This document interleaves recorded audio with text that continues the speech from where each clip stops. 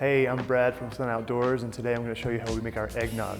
Start with our tin. We're going to do 1 ounce of Jim Beam, 1 ounce of creme de coco for a little cocoa flavor, and then 1 ounce of Licor 43 Horchata liquor.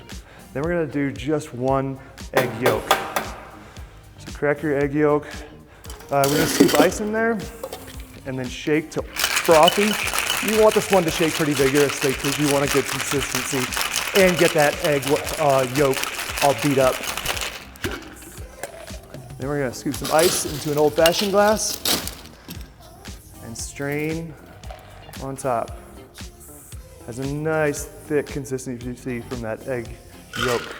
So for a garnish on this guy, we're gonna do something kind of cool.